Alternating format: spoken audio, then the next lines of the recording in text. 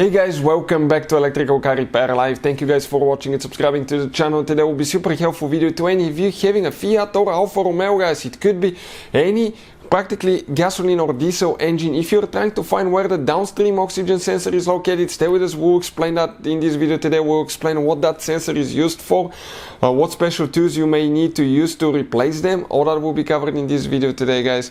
And we'll explain about the upstream oxygen sensors and how to distinguish each one of those. Before we start, let me tell you a little bit about us. Every single car we get here at the garage, we try to make at least 200 to 300 free repair videos. Why we guys do that? Because our mission in the shop is to save you as much money as we can. All we need in return, please subscribe to the channel, like the video, that way we can keep making these free videos. And if you guys need to buy any parts, tools for a good price, quick shipping, check out the link in the description of the video below. That's where we get all our tool supplies from, and you can save a ton of money, by the way. So with that being said, let's explain what we have specifically here.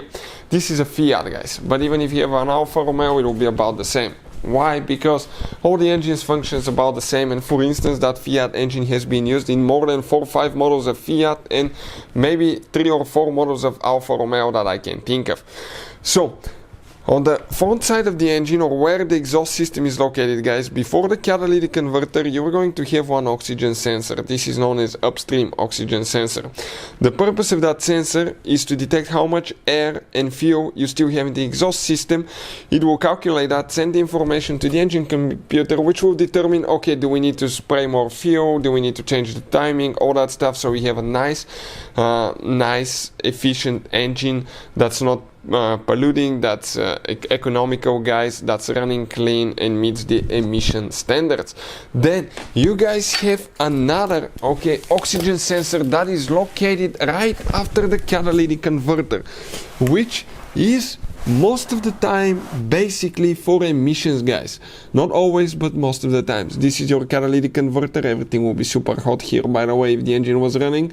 This is the downstream oxygen sensor, also known as bank 1 oxygen sensor, bank 1 sensor 2.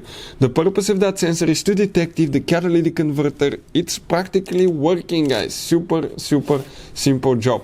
And if it's not, it will send the information to the engine computer so it can trigger code P0420, which means that you have problem with the catalytic converter.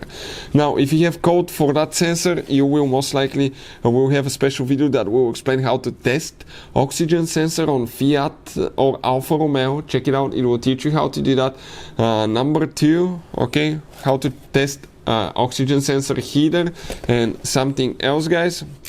If you need to buy the tool to replace oxygen sensors, watch this thing now. It's amazing too, that it's not expensive at all, and it will make your life so much easier, especially if you work in a hard to reach area for that oxygen sensor, guys. Hopefully the video will be helpful. Thank you for watching, and see you guys next time.